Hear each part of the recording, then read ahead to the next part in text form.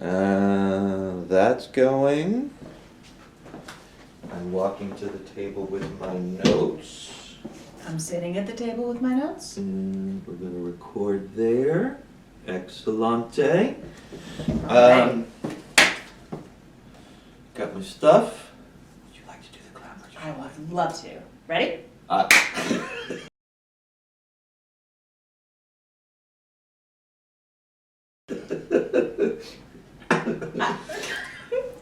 You just make me giggle every time. You have gone basically an entire 180 on the clap. You've gone from hating it and being nervous of it to please, when can I? Yes, I love the clap. All right. Yes. Hello everyone. Welcome once again to Editing the Academy. This is Giggle version apparently.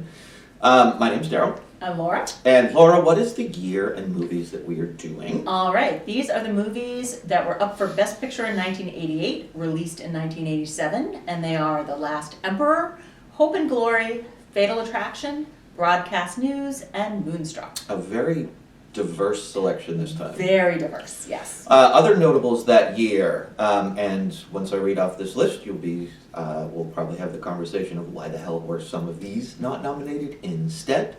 Good Morning Vietnam, Empire of the Sun. The first time, just a quick note, that Steven was not nominated for a film he put out for Best Picture. Mm-hmm. Full Metal Jacket, Cry Freedom, The Untouchables, The Lost Boys, Mannequin, Wall Street, Raising Arizona, Adventures in Babysitting, Ishtar, major flop, historically so. They've written books about it.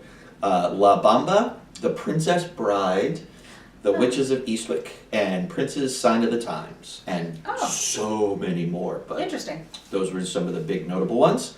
I always go alphabetically, so I have Broadcast News first. Whatever you want, though, I don't care. I am good. Let's start at Broadcast News. All right. Broadcast News. Written, produced, and directed by James L. Brooks. Stars Holly Hunter, Albert Brooks, William Hurt, Robert Prosky, Lois Chiles, I'm probably mispronouncing that, Joan Cusack, and Jack Nicholson.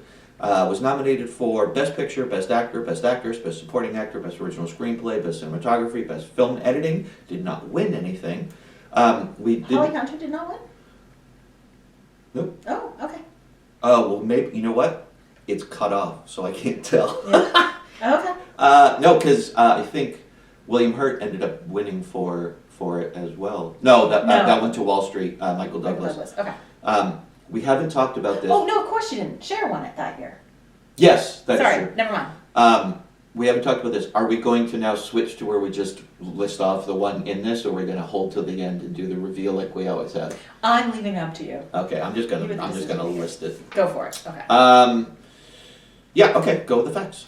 All right, so the best fun fact for this one is, and I don't know if you know this, there's an alternative ending to the movie on YouTube. Really? So basically, yeah, you can see they filmed the ending, and William Hurt jumps into the taxi as Holly Hunter is leaving the airport, goes after her and says basically, look, what I don't know I can learn, and what I know you can't teach. And so then they have a big romantic kiss. I found it very awkward and weird, but that's the alternative ending is, I assume that's the end of the movie and that you don't have the after in 7 years. That we'll get to it, but that after 7 years was awkward for me anyway, so I'm not sure which one would be better. Alrighty.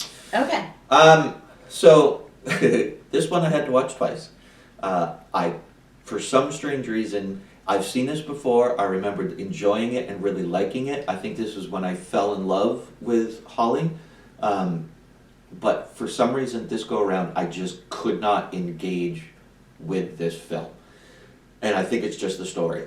Whatever happens between the first time I saw it and this time, something has switched in my brain where this was just, it was almost like I could, even though I'd seen it before, I'd forgotten. So it was almost like I could predict what was going to happen and where the tension moments were. So when they happened, I was not surprised. I was just like, yeah, that's what I expected. So I think slowly, because I was able to guess where everything was going, I became further and further and further distanced from it because it was also apparent to me. Well, because you'd seen it before. Yeah, but I didn't remember it. I didn't remember, I remembered that there was a love triangle. I remembered that, I didn't remember the depth of William Hurt's character and his efforts at really trying, because he does genuinely try at moments. He goes over the top at some points. I didn't remember all the dynamics of them not liking him because he came from sports and he was a good-looking guy and the progression of his draft. I didn't remember like any of the nuance of it.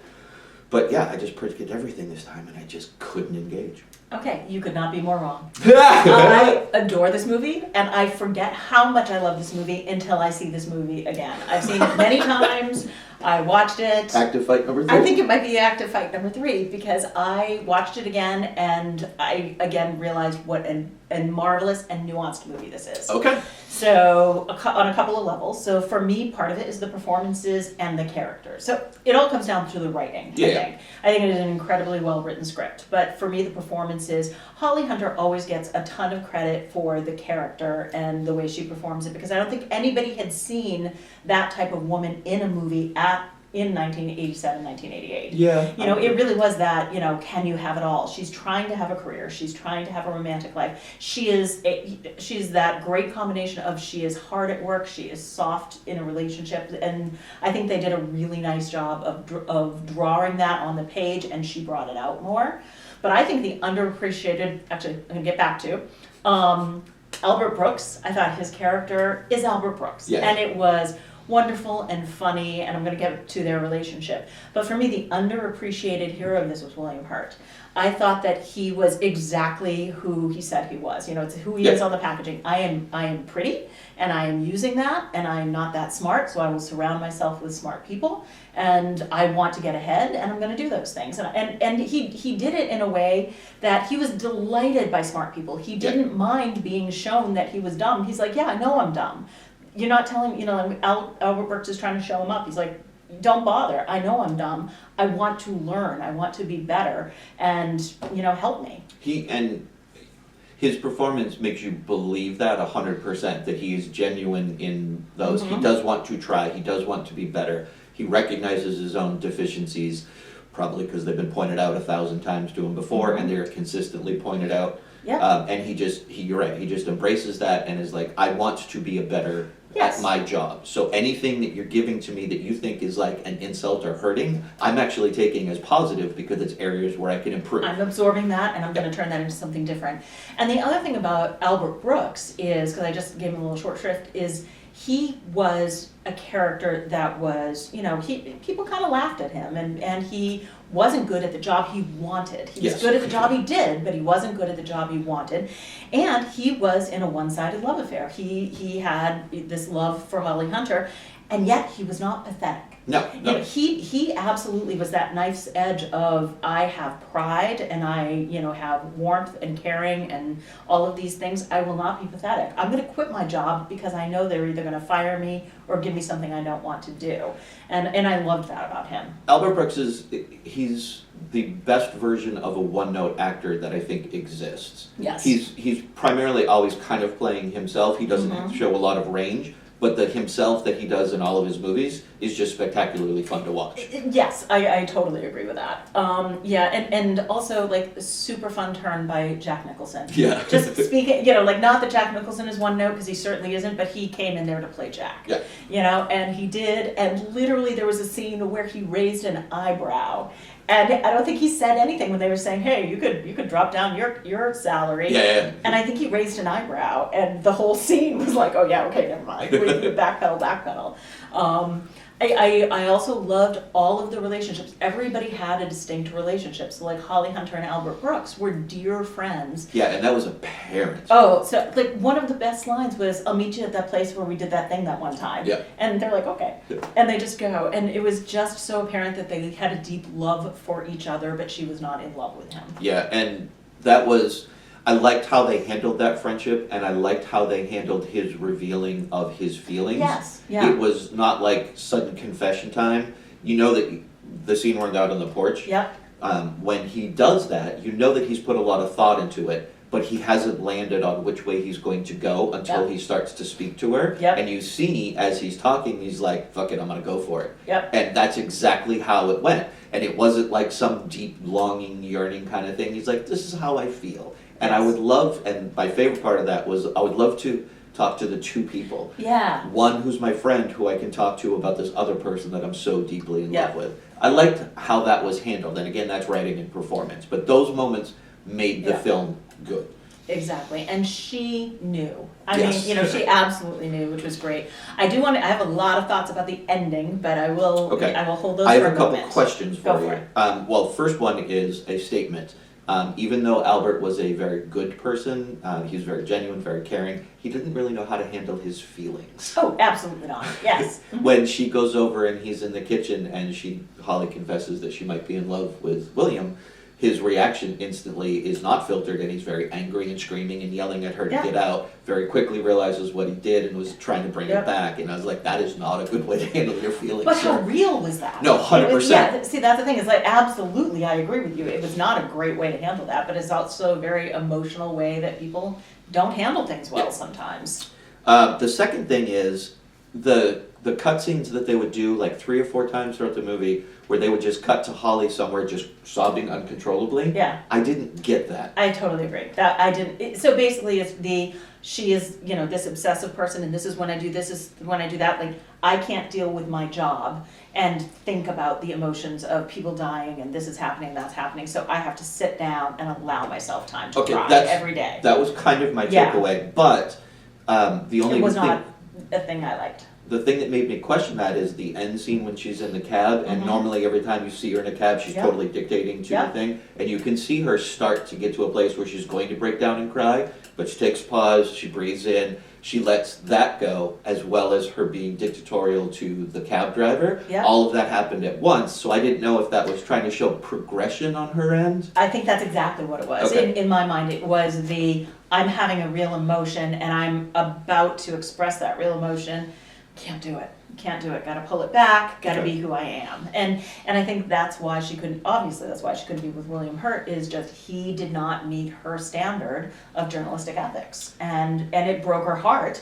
But she was going to cry about it later. So let's talk about that for a second, because that's a big Yeah. theme that weaves its way throughout. Yeah. And it's something that is talked about peripherally. William himself does not talk about having like loose morals or ethics or anything. Right. And the people around him talk about it and to him, principally with Albert when he has his very long conversation where he's like, he's everything that you fight against. Yeah. How can you love this man? That worked for me, but was also, I don't know, what were your thoughts on how that was handled? Because I think it was handled well, but I don't know if it was distracting or not. I don't know. I'm confused by how I felt about it. I feel like it was honestly the next stage of the movie network. This was more the more like realistic viewpoint of news versus entertainment. And kind of like where they were at that time in the 80s when Entertainment Tonight had just started. Yeah. And all of these things were just starting to unfold and entertainment was becoming news and the lines were being blurred. So I kind of liked that of being, that's the question, is she is journalistic ethics to the nth degree, there shall be no entertainment. And yet the world is turning in a different way. So I liked it. It worked for me because, again, it just put her in her four-cornered box of this is who I am. And so part of that is the whole questioning of what someone's ethics and morals are. We obviously understand later on that William does step over the line. Mm-hmm. Not in like some sort of horrific way like we're accustomed to now. Oh yeah, absolutely. What he did was such a small thing when you think about it. Yeah. Over the line, for sure. Sure. But it was a very small micro step over the line Yes. in the process because he was manipulating the information that was being presented, which as a true journalist you don't do. At least then. Well, and yes, it was absolutely over the line and it was a manipulation, but it was basically those emotions were real. I cried. You didn't catch it on camera, so let me do it again. Yeah. So it's not even that the moment was manufactured as it was reproduced. Yes. And it was still too much for her. And I think it's sad because it's something that he could have learned and moved forward, but he didn't have the core moral compass that she needed somebody to have. Yeah, I agree.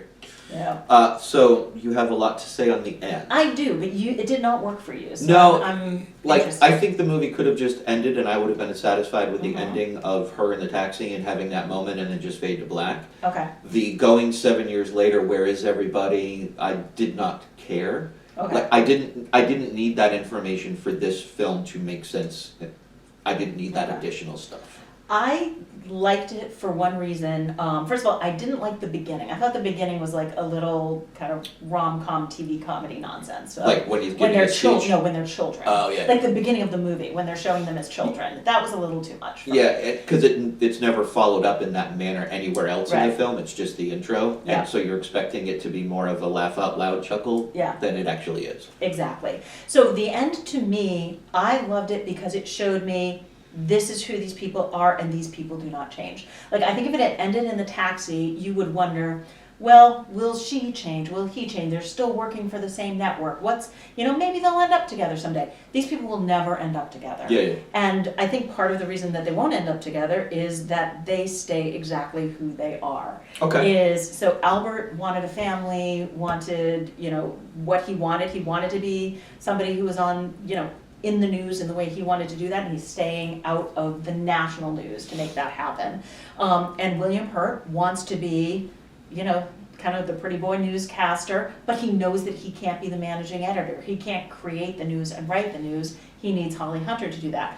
But he has a fiance, and he's going to go on with that. Like, I don't have any doubt that they will never be a romantic connection. So it was I needed to see that. So it was the period on the end of the sentence. Yes. For you. Okay. Yes. And yeah. I can totally see that. I really can. It does provide full closure as far as what their characters are. Yes. I didn't need it, but I fully understand your point. If it had ended in the cab, there would have been a lot of open questions. Yes. This did close all of those questions. It closed the questions for me of they can all work together professionally. Yep. And that made me happy. And knowing that they will never, any combination of them, be together personally. Okay. Period, end of sentence. Okay, I get that, and I So that's what it did for me. yeah, and in that light, I think, yes, it makes a lot more sense to have it because it does give you all the closure you needed as opposed to being open. I don't mind when movies leave things ambiguous at the Yeah. end. So I guess all I'm saying is that I didn't need their closure. I was happy with it without. Mhm. But having the closure, the period on the end of the sentence. I I'm enjoyed stumbling on my words. But yes. No, I enjoyed that. Okay. All right. Anything else about broadcast news? No, I think it's interesting. It just hit us so very differently. Yeah, and I, it's not the movie's fault. I don't want to try to say that. It's not the movie's fault. It was my difficulty of being able to re-engage fully this time around. Mm-hmm. That was on me. Fair. I have Fatal Attraction next because again I do it alphabetically, but whatever you want. All right, let's do it.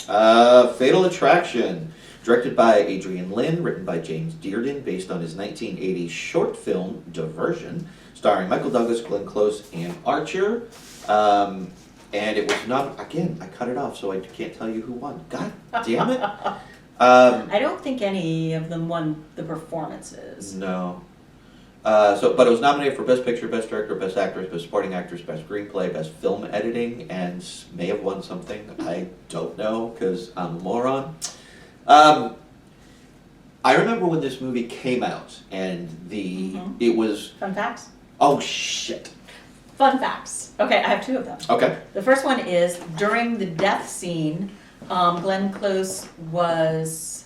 Are we filming? Yeah, Okay. I heard a noise, so I wanted to Okay. make sure it didn't stop. My apologies. Oh, no problem. During the death scene, Glenn Close was knocked unconscious and taken to the hospital with a concussion, and she found out she was pregnant. Oh! So, happy surprise, but a little scary, I would imagine. Yeah, for a because that while. was a pretty intense scene. Exactly. And then, at first they didn't want Glenn Close, so they didn't think she could be sexy. So they thought she was a little too girl next door. So they interviewed a whole bunch of other actresses.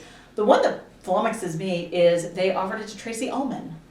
And she did not apparently want to be in a scene or be in a movie where she boiled a bunny. So she said no. So they went back to Glenn Close and she showed up. I think that's interesting that it's like, sure, I'll get naked for you, but I'm not going to boil a bunny. People have lines. Yeah, So they do. there you go. Again, this is all according to our friends at Wikipedia. Yeah. So, alrighty. So that's my fun facts. Excellent. Go for it. So, I remember when this movie came out, and it was a massive hit. It was like a water cooler movie. Everybody Yes. was talking about it. It destroyed relationships because people had started to ask very in-depth questions of each other. Interesting. This movie provoked a lot of conversation. I remember being kind of baffled by the conversation. I was young, Yeah. but yeah. I was also baffled that a We were movie... in high school at this time. Yeah. Yeah, this is 87 when Yep. it came out, so I was a sophomore. Mhm.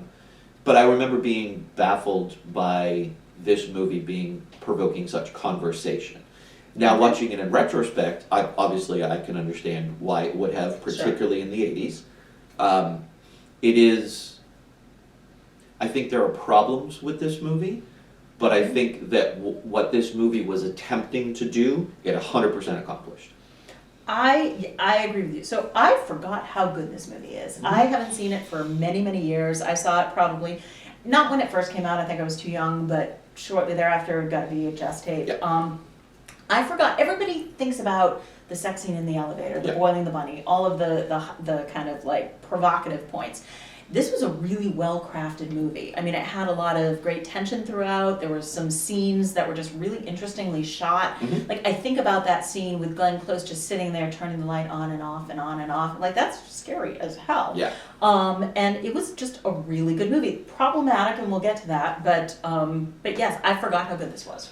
The thing that surprised me most, 'cause I've watched Glenn Close in a lot of things, and Glenn Close is one of those actresses that, for the most part, I think is phenomenal. Love her. But every once in a while, like a role just doesn't stick for me, Mhm. and that's just a me thing. I'd forgotten how incredible she was Oh, in this yeah. movie. She plays crazy so well. Oh, yeah. It is not sudden. It is not, everything is kind of hidden under the surface, and it just kind of creeps out a little bit. Yeah. The movie creeps out her Yes. her crazy very slowly. I mean, you get the slashing of the wrist, but then it's still a long time before Oh, she yeah. goes full over the top. Yep. She's amazing in in what she's able to do in this. And I even wrote it as a note that in the 80s, she was the male fantasy to a T. Really? She's smart, sexy, elegant. Yep. She is a strong-willed person. Like everything that men in the 80s said they wanted, Yep. whether they did or not, was Yep. different time period, but she was everything that she did. So it surprises me that they didn't think she was sexy enough, because she's sexy as hell. But absolutely true, and I think that she showed up for the audition. And basically the audition, from what I understand, was the scene in the restaurant with her and Michael Douglas. Okay. Which she was definitely just oozing sex at that. 100%. But before that, you got The Big Chill, Yeah. and you've got maybe World According to Garp was before this. Yeah, but So- she played a very stoic But that's person. what I mean. Yeah, It's yeah. like that's who they saw. Yeah. I mean, I think this movie is why people saw her as sexy. Yeah. And I can understand why they didn't before then. But she brought it, and she did. She was professional. She was funny. She was this. She was all of the things until she got to be the crazy. But you could see the crazy. Mhm. Mm-hmm. One of the things that I do want to just touch on briefly, and it's more outside of this movie and more just like how certain actors can really just let themselves trust each other. Michael Douglas and Glenn Close had to have at least a fairly decent bond as human beings to be able to do these scenes that they were required to do. Yeah. The sex scenes, sure, they were very physical, they were all over the place, and they had to be comfortable with that person in that moment. But also the end fight Fights. scene, Yes. if you don't trust the person you're in the scene with, that would have never worked. I don't care what Yeah. direction you're being given. Like, they went for it. I agree. And yeah. both of them did not hold back. There were moments where you kind of think that, like, it might seem like Michael's going over the top until you realize, no, that's what his character's Yeah, doing. yeah. So the trust that these two had with each other to She be got able to, concussed. So. but that trust that they were able to Yeah. give to each other and trust in the other actor, if they didn't have that, if any of those scenes had come across as even slightly wooden, this movie would have fallen apart. So I I agree. give major props to the two of them being Huge able to pull this chemistry. off. It's even more than chemistry though. That's why I didn't use the word chemistry. I'm Mhm. using trust, because their scenes were so intimate, both getting naked with each other, but also the choreography that they had to do in difficult moments. That trust blew me away. Yep, totally agree. I loved also some of the just technical shots and Yeah. it wasn't a technical shot, but it was the tension of going back and forth with the car running down the street and the roller coaster. Yep. Like, I thought that was phenomenal, the way they cut back and forth and back and forth. And also where the child is like screaming and seems happy but a little scared, like you went on the roller coaster, and Glenn Close is just sitting on the roller coaster like, yep, this is Not terrifying. Totally terrifying. Yep. So, another like really small scene, and again just shows how everybody in here was playing at the top of their game, was when Michael Douglas goes to the hospital to see Ann Archer. both of her parents know what happened. They know, and you can see it from when the mother is, taking care of the child, and the mother's look at him, and when he goes into the actual hospital room, when the father basically is like, Dan, so those parents know what happened, like one word and one look, and it was beautiful. I'm going to ask a big question about this. One of the things that this movie provoked his conversation in the time. We'll both agree, adultery not a good thing. Very bad. The question that gets asked with this is, does the punishment fit the crime? Like, what ends up happening to him, is that deserved or not? And I don't think there's an ultimate answer to it, but it is something that I think the movie kind of does try to put out there as at least a question, because it's way over the top what she does with the affair, and there's all sorts of rationales to why. But does the punishment fit the crime is one of those questions that gets asked a lot with this movie. I'm going to say it's never okay to boil a bunny. So I think that's how I live my life. I think that's how everyone should live their life. It is not okay to kill someone's childhood pet. Yes. So I think that if that's the punishment for, hey, Dan won't call me, no, I think the punishment does not fit the crime. Okay. So I'm just going to stay on that kind of short little line. But the interesting part of that, and I'm going to add this, as I flip the question back to you, I'm going to add this as some additional context. So he says to her, they're at the restaurant, and she basically says, so is this going to happen? Kind of something like that. Yeah. And he says, well, that's entirely up to you. So he is the married man. Yep. And he is absolutely giving up the agency to, well, you're the woman, so you get to make the decisions. I was like, no, you're the married guy, so you should be the one that's making the decisions here. I can explain that, or at least what I think the film wants us to set up, is he doesn't want to be responsible for his actions. Exactly. If he is the one that makes the move, this is something that's on him. If she's the one that makes the move, then he's like, well, what could I do? Well, obviously, I saw that, but it's just more of a, doesn't that show him as how weak a character he is? Oh, yeah. Even more so. So it's not just adultery, it's I'm not even going to make the decision to have adultery. I'm going to fully give up all of my agency around this. It's, hey, not my fault. Yeah.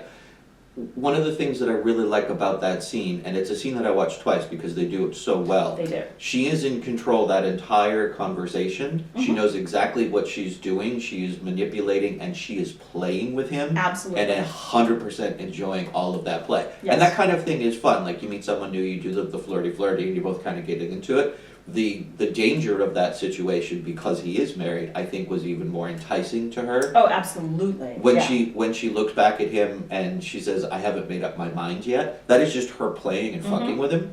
Yeah. And enjoying that in the moment so well. And that entices him even further. Like, of course you want me, you need to want me. The fact that he's married is one of the major reasons she wants this to happen, is that she can get him. Yes. Yeah, no, absolutely. Okay. But, so I turn back the question to you, does the punishment fit the crime? I don't think as a result of any sort of infidelity someone should end up dead.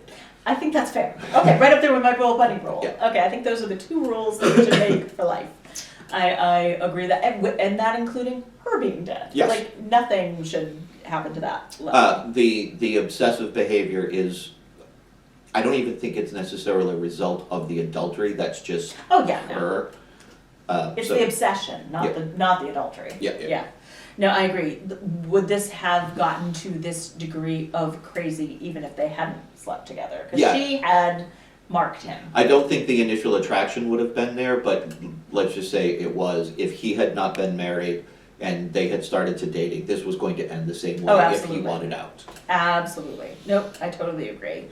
So as you said, this does have its problems. So where would you want to go with that? I've got a couple of main problems with it. Most of my problems were with and I think they were doing it intentionally because it was an 80s movie and for a little bit of shock value to get on people's radar. Like, some of the sex scenes were a little over the top. They could have established that passion that they had for each other and shortened the scenes down a little bit. So I think sometimes they were like, we recognize what we're making, and we're going to go a little bit further just to get people to be like, ooh, it's scandalous, you know? I think it's the 80s. I think they were getting away with what you could get away with in the 80s. Yeah. So I think that's a big piece of it. That's one of my big ones is that, one of my other ones is Anne Archer's character is so undervalued in this film. That's where I was going to go. It's very much Madonna horror kind of setup there. Is she does the best she can with the character they have given her, but they have given her so little to work with. She's just like, I'm sure there's like, okay, so your role is you're going to be the doting wife, and that's it. Yeah, and he was so shady so many times, and she never called him on any of it. And I think most women would have seen that level of shady and would have done something about it. The other thing is too, like again, punishment not fitting the crime. Michael Douglas is not somebody who we are rooting for in any way. I am not rooting for him in any way, shape, or form. He is not a good guy. No. Adultery aside, he is just generally a weak man that I don't like his character. Okay, and I will give you that. I think I liked his character a little bit more this time. Maybe I saw something there that I hadn't seen the first go around. Mm-hmm. You're correct. He is weak. Well, I don't want to say weak. He willingly. Is weak. I will say it. Okay, he willingly goes along with a lot of things because I don't even know the rationale. Maybe weak is the correct term. Like when she invites him over, I got tons of work to do today. I can't, and I'll cook for you, and I will leave you alone. Come over to my apartment, and you can see what's going on in his head. Is like, I really don't want to do this, but I'm gonna get laid, so sure, I'll go. Exactly. Yeah. So I think I'm making your point. Right? I appreciate that. Thank you very much. You're welcome. But and the other part is, I think Glenn Close elevated this character that was maybe not. It was a little more one note on the page, I'm guessing, and she made it not a one note character. Like the bad version of this movie to me is when they flipped it in the '90s with Demi Moore.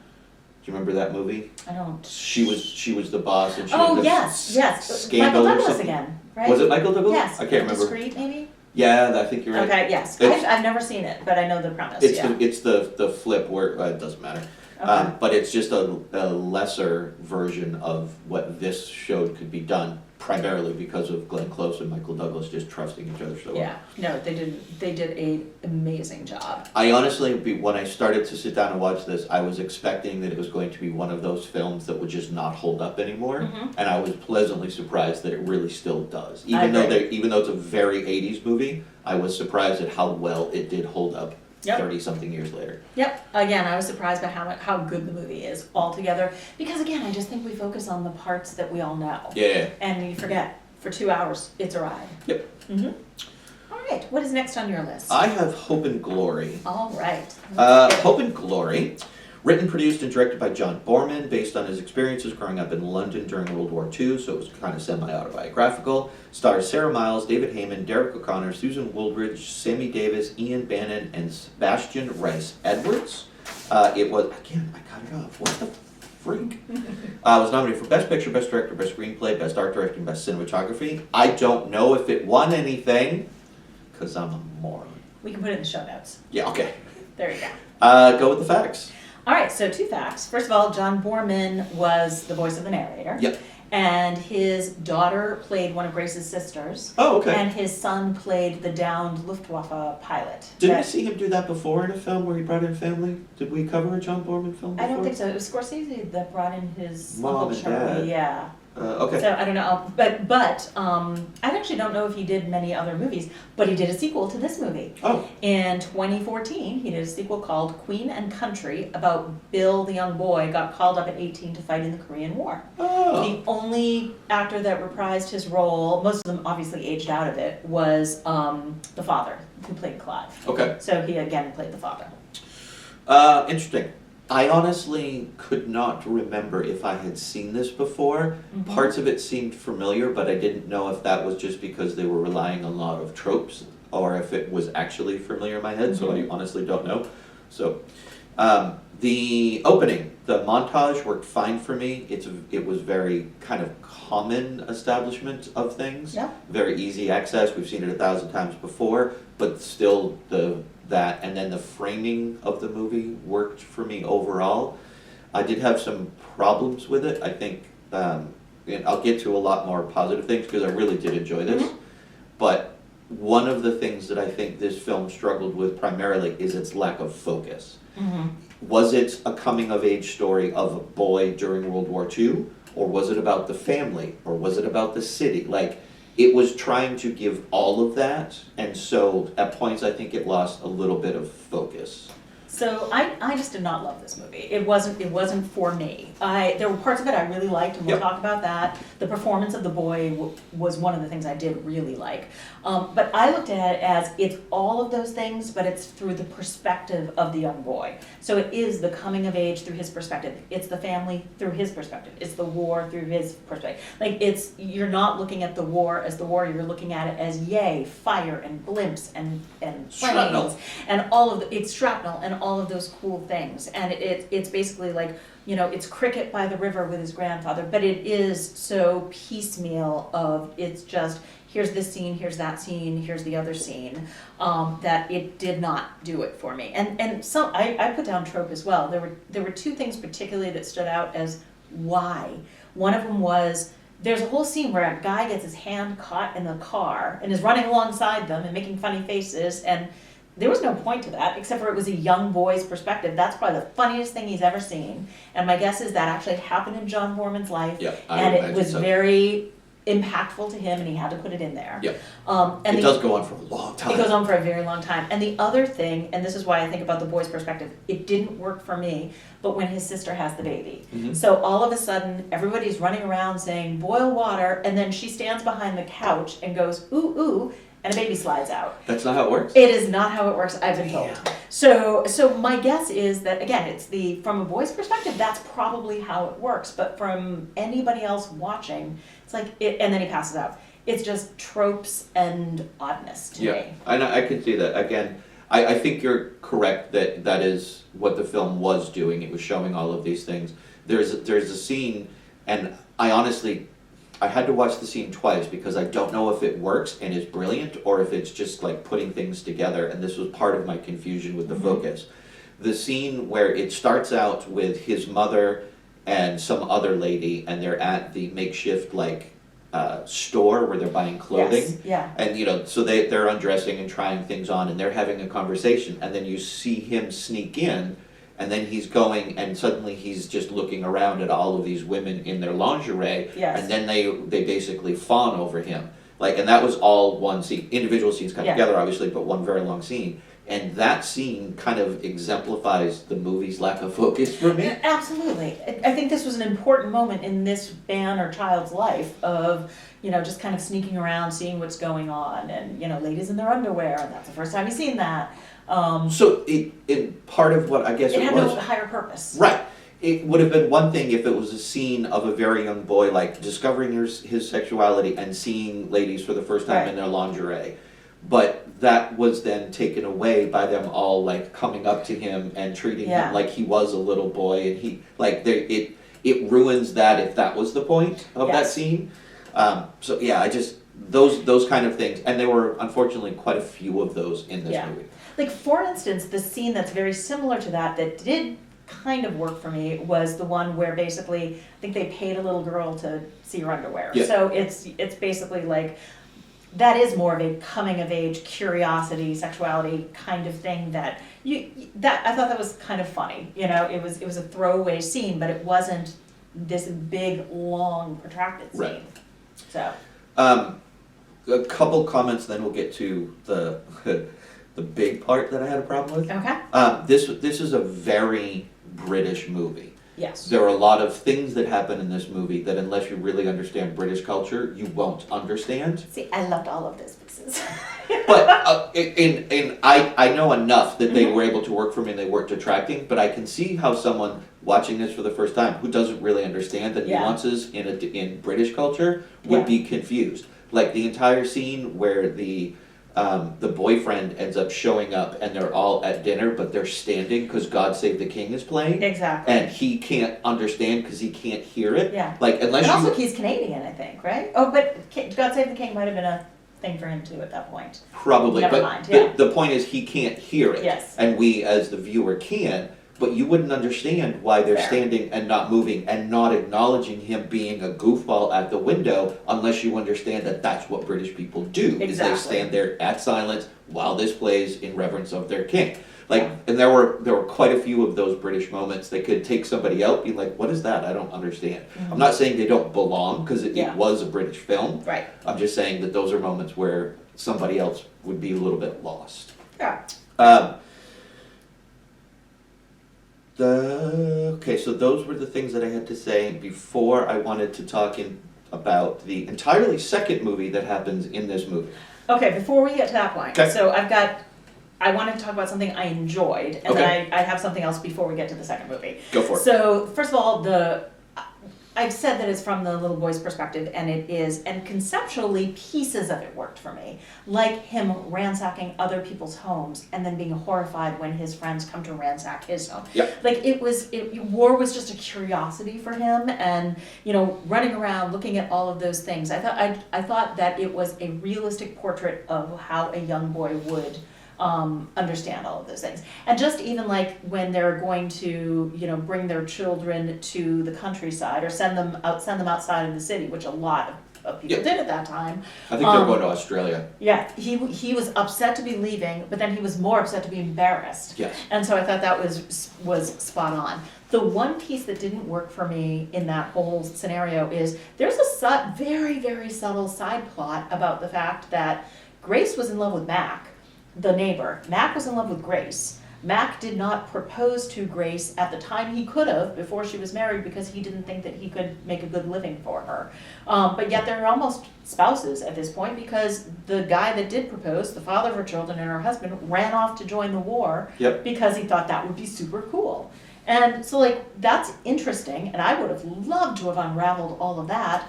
But it doesn't fit the boy's perspective because I think that would have gone over a boy's head. 100%. So why bring that up at all? Again, a lack of focus in the film. That's it. Okay. And then, they're house burns down, and they all decide they're going to go live with Grandma and Grandpa in the country, on the river. And it's an entirely different movie. Yes, it is. And it goes on way too long, and I think it was unnecessary. And I didn't like it. I mean, the things that happened there, I thought they were fine. There were moments that were funny. Grandpa is like a bigoted prick. Yes. But those were all fine if it was some other movie. Like, it just didn't fit in here. Like, I get it. Okay, we have to go away. The only place we can go is to Grandpa in the countryside. A couple scenes, maybe, and then go back and end the movie. But to spend half an hour, 45 minutes of this movie with that stuff did not fit what the movie was before.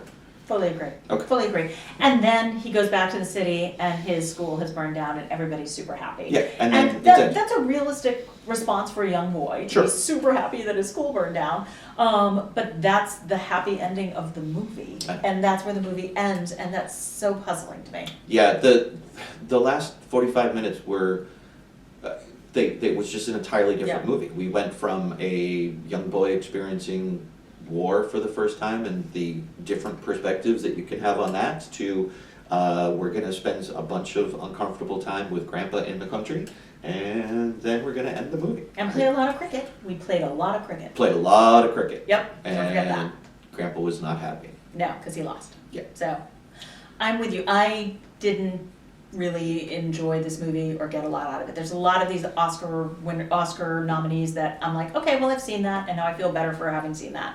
I don't. I just don't. I'm sorry. No, it's fine. Yeah. I this is one of those movies where it just honestly needed to take another stab at the draft. Write a better draft. Like, you have the right ideas, you just... Great performances. Yeah. Just write another draft, make your story a little bit tighter, really focus on what it is you want to say, take out all the stuff with Grandpa. Or make us understand why it's important. Yeah. Yes. Even better. Even Okay. better. Alrighty. Alright, moving on. I have The Last Emperor next. Alrighty. Go for it. Okay. The Last Emperor, directed by Bernardo Bertolucci, from a screenplay he co-wrote with Mark Peploe, which was in turn adapted from Hughie's 1964 autobiography, and independently produced with Jeremy Thomas. Stars John Lone, Peter O'Toole, Ying Rishing, Victor Wong, Dennis Dunn, Richie Sakamoto, and it was nominated... Oh, look, I have the things this time. It was nominated for Best Picture, Best Director, Best Screenplay, Best Art Direction, Best Cinematography, Best Costume Design, Best Film Editing, Best Original Score, Best Sound. Ready? Yep. It won absolutely everything it was nominated for. Woohoo! Yeah. Okay. Go with the facts. All right, so I have one fun fact, which is this was kind of the definition of a slow burn movie. Yeah. So it really found its footing at the box office by word of mouth. So it did very well in the box office, but it took a lot of time. So it didn't hit the top 10 movies until its 12th week of release. Wow. When it finally got in there. And the height that it hit was number 4, which is the weekend after it won the Oscar, 22 weeks after it was released. Wow. And So it kind of hung around the top 10 for most of that period, but it was really word of mouth and the Oscar buzz that got this movie the box office that it did. and also shows you how differently movies were handled with yeah, releases. Because yeah. if it's not a hit in the first 3 weeks, you're done. Oh, we would be watching this on Prime Video Yeah. like a month and a half before this time frame. Yeah. Yeah, absolutely. Were there any other fun facts? That was the one fun fact. Okay. Mhm. This one took a little while to get into. I mean, with the multiple timelines that are happening, Yeah. I can see how people can get very lost very quickly. It is one, it's super slow. And I don't mind that as long as that slow is at least engaging. And for me, this one was. Okay. It is very melodramatic. At points, it is way over the top. And you kind of question, why is this story even being told? Like, who honestly cares? But I think they did a good job of giving you all of the information for the story they were trying to tell. I can totally see how people would be like, yeah, but I don't care about this story. I did. I enjoyed it. Yeah, but I don't care about the story. No, that's not true. That is actually not true. This is in the opposite of Hope and Glory. This is a movie that I am glad that I saw, that I'm glad that I watched. It has a lot of positives that I want to talk about. I thought it was far too long. I agree with you. It was too long. It was far too long, and the thing that I did not love about the time jumping, I'm usually okay with multiple timelines, that's okay. The problem is a lot happened to the main character in the first 15, 20 minutes of the movie when he is imprisoned and he attempts suicide and all of these things happen. And I don't know who that guy is yet, and I don't know if I care about him yet. Oh, yeah, okay, And all I of can see that that. happens super early. And if all of those events had been moved to the middle or even closer to the end of the movie, I would have been very invested. They did too much with the main character at the beginning, and I'm like, oh, who is this guy? What's going on? Right, you hadn't had a And- chance to connect with that person yet, so these things that were very important in his Didn't life. matter to me. Yep, I Exactly. totally can see that. But I will say, I thought it was a really interesting story. It's about a time and a culture that I didn't know a lot about. I know a little bit more about it. I don't know a lot. I feel a little more educated, but I didn't love it, but I appreciated it. There are a couple things. This is a movie that I think would have benefited from editing some of the scenes that just went on for a long period of time and replacing them with a little bit more informations. Because if you don't know, and I had to actually look some of this up. Me too. If you don't know the history, then you are left a lot of times asking just very simple questions of, well, why that? Like, why didn't, when they had the first revolution, why didn't they kill him? Why, Right. like, I not understand he's a child, but why didn't they kill him? Well, come to find out, it was part of a compromise that was had, Yep. so, okay. But that information is not given to you in the film. Then with the second revolution, when it happened, the social revolution, why didn't they kill him again? Again, it was part of things that were being negotiated at the time. Well, none of these questions are answered. And it had a lot of questions for me that the film doesn't address, that I think with just a little bit, a couple lines here and there, would have made this flow a little bit better, Yeah. and also get people a little more invested, because I can see a lot of people going, well, why? If they're not answering my question, why? I'm out, I don't care. I agree. And I'm going to put 2 asterisks on our entire project and the things that we're saying, which Okay. because I think it means something for this movie and the past one, which is, number one, we are looking at this from a very American viewpoint. 100%. And so I think that has to be noted. But number 2, the whole project is looking at what should win the Best Picture Oscar, which is a very American award. So I feel like, yes, we're looking at it from a very American viewpoint, but I think it makes sense in this project. So other people from other cultures, I'm sure, knew a lot more about this stuff than we did. Sure. But we're the ones that, the movie is aimed at this particular award. Yeah, if you're gonna Yeah. put yourself up for an award in Yeah. a particular culture, you do have to pay attention to that culture. You just have to. I mean, I can only think of one very obvious example that was recent where that didn't happen, and it was still by far, because of the film, the best film that year, and that was Parasite. Yeah, totally agree. Can we talk about the fact that I love and adore Peter O'Toole? Sure. Because I love and adore Peter O'Toole, and not quite to the Robert Duvall. Would I watch him reading the yeah, I would. He's British, so he's got a better accent. I would watch him reading the telephone book. Okay. Do you know much about Peter O'Toole? I know everything about Peter O'Toole. Okay. Notorious Drunk, him and I've his read partners. all of the biographies. Richard Harris, the whole deal. Absolutely. Okay. Yep. Well aware of Peter O'Toole and all his foibles. I'm sorry, but I will freely admit I love a really good high-functioning alcoholic. I just do. Well, in this movie, I think also he played the part that he was supposed to play. He was Yes. perfect at it. And I did find it interesting that they would bring in someone for this Chinese person to be educated by a Westerner and not being like, why didn't they bring in one of the new revolution that came in to educate it? You know, Well, I mean, like, yeah. But I think that's what actually happened. Is Yeah, no, yeah, 100%. Yeah. But it's just one of those questions of, well, why would you allow that? What? Yeah, fair. So we've seen quite a few of these historical epic dramas. They are all from Western points of view, and we kind of touched on this, but as moving forward, and I know we're going to have a lot more in the years to come, looking at these from a very Western point of view, which this is what this one was. Are you still captivated and interested in the story? And I think we've kind of touched on that, where you were more tuned out and I was more tuned in. Mm-hmm. Okay. Yeah, well, and I think part of it though was not about it was again not about the story or the time frame or the culture. It was about I get into characters and people, and they didn't give me enough about the people. Yep. Like even so, look at the side characters. I thought, which is very different from the movies we've seen, I thought the women were very well drawn. Mm-hmm. I think they were all very distinct. They had, you knew what motivated them, you knew what they were after. His wife, his concubine, the woman pilot spy. I thought that was all interesting. He also was surrounded by a lot of men, and the eunuchs in the Forbidden City, none of them jumped out at me as having as such a unique personality and being unique individuals. So yeah, like his captain of the guard or whatever was not nearly as well drawn as his wife or concubine were. Yeah, exactly. So that was a problem for me. Was more take me into this culture through the people, and the people were not enough to draw me in. Got it. One of the things that I think the film did not do a very good job of is really creating the tension of what the stakes were for the Emperor as he's going through these various things. Because he comes close to death multiple times, but you never really feel that. You just be like, oh, what's the problem? Okay, they're going to move him somewhere else, or he'll just go someplace else, or that amount of tension that was real. They might behead him. Yes. No, you don't really feel that at any point in this movie. And that, I think, was a lost opportunity for them to help build something up, get people to go along for another 15, 20 minutes of the movie, and then The only time I think they did that well, and I wish they'd done it more, was at the end when he desperately wanted to be captured by the Americans, not the Russians. Right, yes. I mean, they really showed, like, we've got to get you to the Americans before the Russians land, and, you know, if you're gonna, go to one of them, it's got to be these guys. They did that really well, so they could, and I don't know why they didn't in other times. So, for me, there's a couple kind of central questions that are weaving throughout this. One of the things that I like is, and I thought they did a fairly decent job of playing with this concept, which is the idea of power and authority coming from somebody else.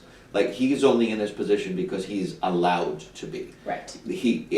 While he does firmly believe in himself that he is emperor, this is divine right in a way. Yeah. But that position, and this is one of the things you slowly see him kind of come to realize as he gets older and older. Like, when he's young, he's emperor, and he has a very small world, and he's entirely charged of him, and like, you can't wear that color yellow just because I'm the emperor, only the emperor. Like, he is very much an emperor, and then you slowly, as they age him further, you see that start to erode from him, that the power that he has, while he still has it, is being given because of somebody else. When he leaves, that's reinforced because he wants to go to the Japanese and have them reinstate him. Yeah. They're willing to do it, but then things happen. Again, If he's a puppet, you know.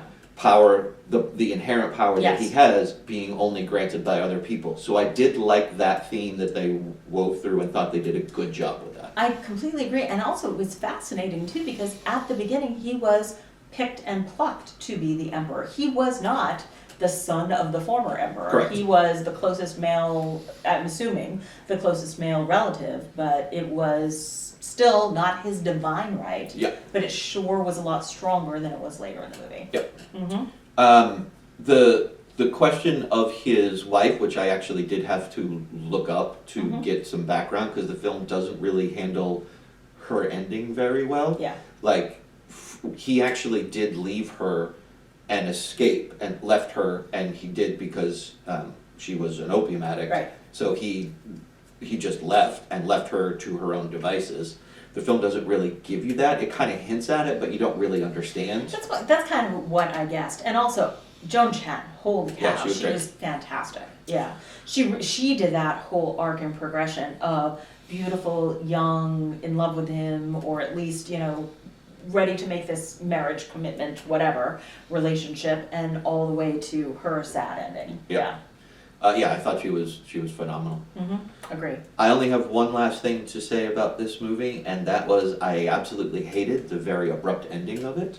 Oh yeah, yeah. It just ended, and it only ended because they're giving a tour, and then you hear like the last emperor died in 1967, and that's it. Yeah. Like that is after all of this exploration to Yeah. end so quickly, so abruptly, and so finally. I was like, no, I'm not. I don't like that at all. I don't like that at all. I agree. To end on a positive note, though, one of the things I will give this movie we haven't talked about yet is the imagery. It Oh, was yeah, gorgeous. Gorgeous imagery, beautiful costumes. I mean, the Forbidden City was so vivid, and then you go to the dark, days of at post-revolution, and this is obviously kudos to the director, but he utilized almost every square foot Oh, of that yes. city. Yeah. I mean, you would have scenes where you knew where you were because you'd seen that place from a different angle Yep. in a previous scene. Yep, Like agreed. he captured that city and showed you that city, so you really did get a good feel for everything in there, inside and outside. So that I absolutely agree with. yep, gorgeous. All right, That's all I had. all right. We only have Moonstruck left. I think we have Moonstruck. All right. Moonstruck, directed by Norman Jewison, written by John Patrick Shanley, stars Cher, Nicolas Cage, Danny Aiello, Olympia Dukakis, and Vincent Gardenia. Was nominated for Best Picture, Best Director, Best Actress, Best Supporting Actor, Best Supporting Actress, and Best Original Screenplay. Won for Screenplay, Supporting Actress, Olympia, and I remember when she won, it was funny. Mm-hmm. And then Cher won for Best Actress as well. All right, so I forgot to write down a fun fact, so I'm just going to come up with off my brain, which Okay. is the guy who was in the restaurant who kept getting water thrown in his face by the young women he was dating turned out to be Fraser's dad. Yeah, yeah. So if you guys don't Yep, remember. I remember that. So, yeah. Yep. But I had to come up with that because I forgot to write down a fun fact. Oh, and I also have not mentioned none of these are in the AFI Oh, list, none of the 5. for some reason I would suspect that The Last Emperor was. Nope. Yeah. We may have to revisit the whole AFI and go with like the Criterion collection or something. I don't know. I know, exactly.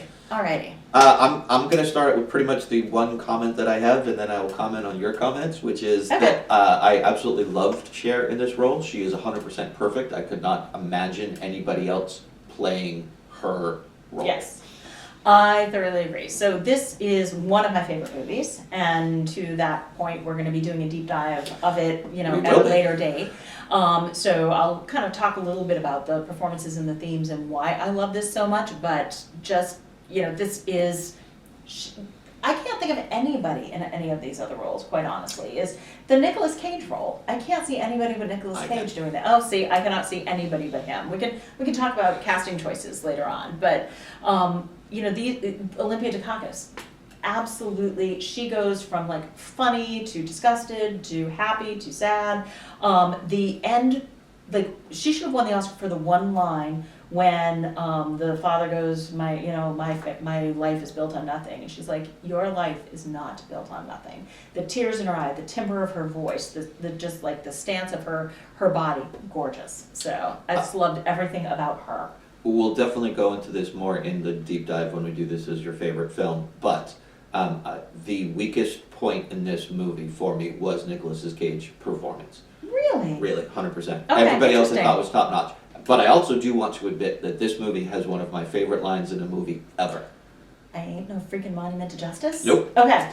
When Nicolas Cage says in his drawl that he has, that he loves her, and she slaps him, and then slaps him again. It's like, snap out of it! Exactly, that is One a of my great one. favorite lines ever. No, my favorite one, and I actually use this on a regular basis, is when somebody says something or calls me on my shit, my answer to them is, I ain't no freaking monument to justice. It is a great line, and I suggest you all use it. And literally, my sister and I, from time to time, will do the, I lost my hand, I lost my bride. Johnny has his hand, Johnny has his bride. I can't see anyone but Nicolas Cage pulling off that line. When I see this again for your deep dive, I may change my mind, but Okay. I was, Nicolas Cage becomes a very over-the-top actor, Yeah. and I think this is the start of that.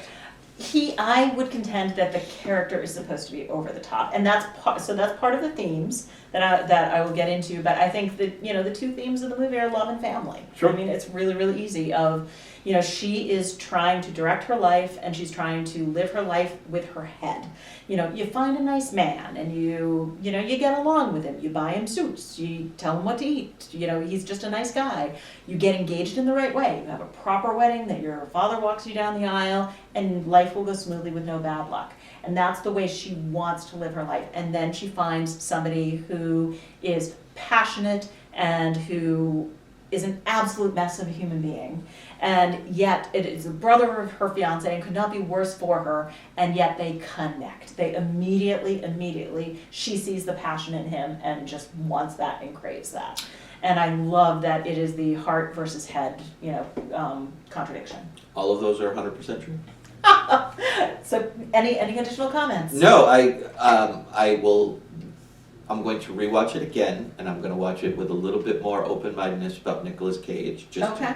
That way, either I can defend my position, or I can say, Okay. which I have done many times, you were correct and I was wrong.